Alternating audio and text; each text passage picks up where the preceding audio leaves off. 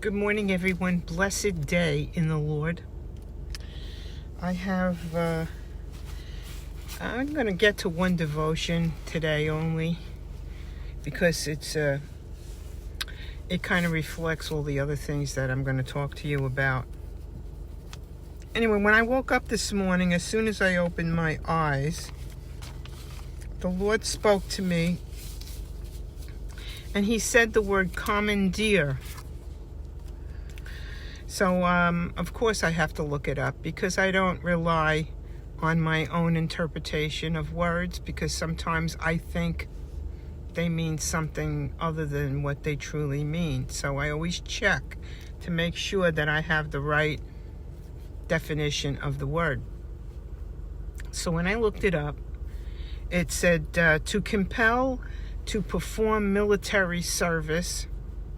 That means in that particular explanation that the military can force you out of your home and to serve on the battlefield. It also means to seize for military purposes. That means they can come and take your house. If they want to take your house and put somebody in there, or take your house and use it for something for the government's purpose, they can override your title and your deed. All right? And it means to take arbitrary, forcible possession. Anything you have, food. If you have food and the government wants your food, they can come and seize it. And this is what I was telling you about all these people on YouTube that are supposedly channels of God, and then they break for a little commercial break and they try to sell you some gold. All right?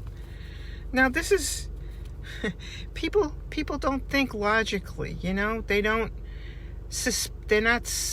have a suspect nature, all right, that they're being played, and that these people that have these channels are being used by Satan to carry out the secret plans of the society that runs everything here.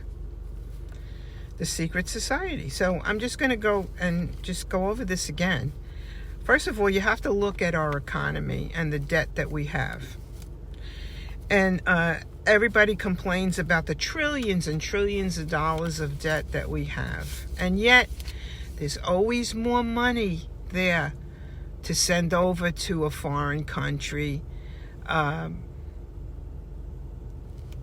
whether it's cash or secret backroom deals or whatever they're doing. All right? There's always deals supporting war, leaving people in our own country to struggle.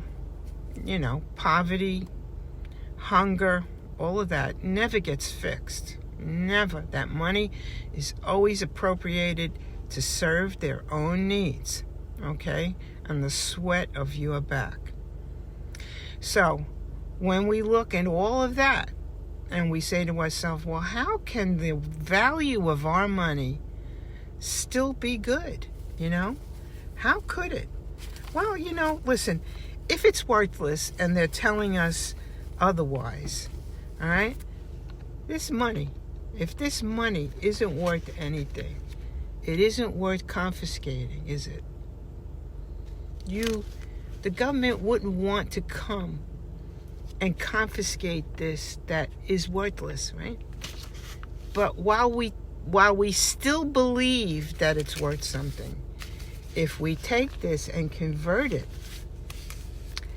into something that never loses its value, okay? Gold, right? Beautiful gold, shiny gold, right? Then what do you think that the government, if they commandeer and come and they take what you have, do you think that if they came to take this, that's worth nothing? Or if they came to take this, that's worth something? What do you think they would want to do to trick you? so that we could get rid of this worthless stuff so that they can confiscate this. Okay? And people don't think of these things, They just don't think of these things. And this was screaming at me for years, and but who am I? I'm nobody. Look at my channel. Satan tells me every day, you're pathetic, Judy. Look at your ministry. You need to close it down. Nobody listens to you. You're not getting the views you deserve. People don't even tell you they like you. They don't even talk to you on your videos. You get nothing. What you get are insane women that claim to be the bride of Christ, who are chasing you and persecuting you. That's all you're getting. There's nothing there for you. You need to close your door. You need to shut your ministry down and go about your business, because you're not having any impact on the world. You're not saving souls for Christ. Nobody even looks at your videos. This is what I get every day. And yet I'm back here again in the morning giving you the love of God. Okay? So, even though God said to me, Nuovo, I make all things brand new, and that you have made it through the wilderness, I am still being battered by Satan on a daily basis, and I have to deal with that. I had a woman yesterday that posted on my Bride of Christ video, and she came there insisting that she was the Bride of Christ. And I told her that the Bride of Christ is hidden. And then she said, I said, you shouldn't make these declarations. It's not good, And she fought with me over this issue. And every time I disqualified what she said, she came back with something as irrational as the statement she made in the post before. And she says, well, where does it say that in the Bible that the bride of Christ has to be hidden? Basically, it doesn't say anything, but it also is not revealed that there is a bride of Christ. It's a mystery. It's hidden because of misinterpretations, because the world does not want you to know that. So all they have to do is change the groom to the bridegroom, and the bridegroom becomes something for everyone. Instead of just the groom is one man for one woman. Okay? Things have been changed through interpretations, and you can blame the rabbis for this stuff. Okay? You can blame them because they have a hidden agenda. I came into the Dunkin' Donuts this morning through the drive-thru, and the first thing they said to me when I rolled down my window was Happy Halloween. So I placed my order for my tea, and then when I paid at the window, they said to me, Happy Holiday. And I'm saying to myself, Happy Holiday. Happy Holiday. People are celebrating Halloween like it's Christmas, people. I mean, the witches and the warlocks are everywhere. And I said to myself, the Jews own this Dunkin' Donuts here. And they own a lot of them. And yet, they don't care. They look the other way. They don't care if they're selling evil to the goy instead of leading them the right way. They're feeding them poison, sugar, things that are going to keep them fat and diabetic and all kinds of things. And then promoting the evil holidays as a way to sell more donuts. Listen, I don't know if you look at things this way, but I look at them this way. And I can see. I have eyes that can see what people are doing. The same thing on Christmas. Instead of focusing on Christ. It's all about buying and it's merchandising. Merchandising, making money from ignorance, from stupidity. My children perish for lack of knowledge because they don't want the truth. And if you have the truth will set you free, but you'll also be very, very alone in that truth because nobody will understand what you know. Anyway, it was a big eruption at the Dodgers and the Yankees game. I guess it was the World Series. I don't follow sports, but I did hear that the Dodgers were behind, and at the last minute, they stepped up to the plate and they scored and they won. And then there was an eruption that happened where a fight broke out, or a rowdy group started throwing rocks, bottles, firecrackers at the LA police. And it was chaos. You see, this stuff is happening everywhere, people. Everywhere. I'm going to tell you a dream that I had that I never shared with you. And this happened to me, maybe 10 years ago or more. I think at the beginning of my ministry. Excuse me. I dreamt that I was in a warehouse. Just a big, like an emptied out Walmart building, okay? And it was just these ropes, like the red velvet ropes that separate people, the lines at the theater. Well, they were all these ropes. And there were all people online waiting to get to a checkpoint.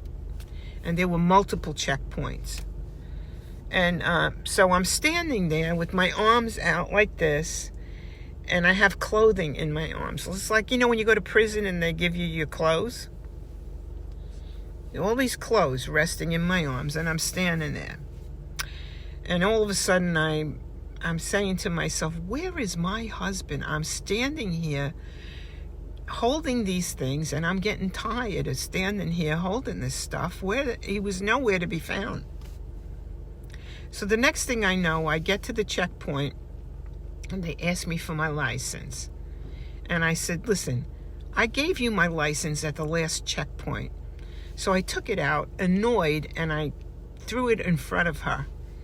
And when she looked at it, she read the name of a woman that I know of. And I says, that's not me. I said, is she here? And then she threw it back at me and said to proceed. And that was that. So, what is that? That means I'm without a home.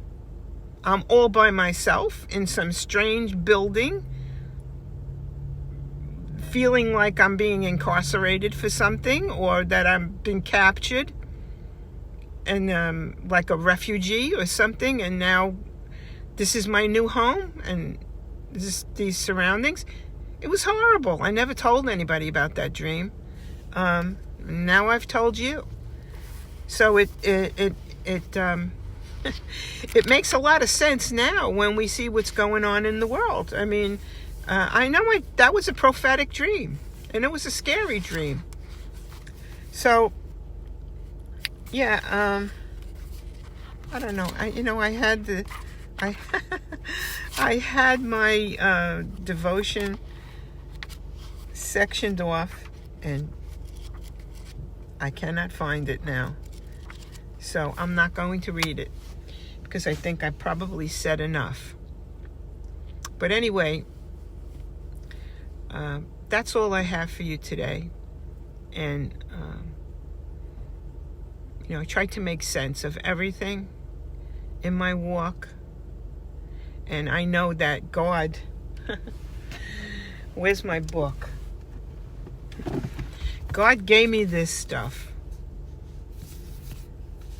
so that he can tell me how much he loved me and that who I am in his eyes, so that when things get really tough here, that I can always go into this book and hold on to this as some hope. Because people, it's harder and harder to continue to have faith and hope when you're being hammered every day that you're worthless and that everything that you're doing in this life is meaningless and has no effect on anybody, especially when all your heart and all your devotion is in it. So I guess these are the fiery darts that the Lord speaks about.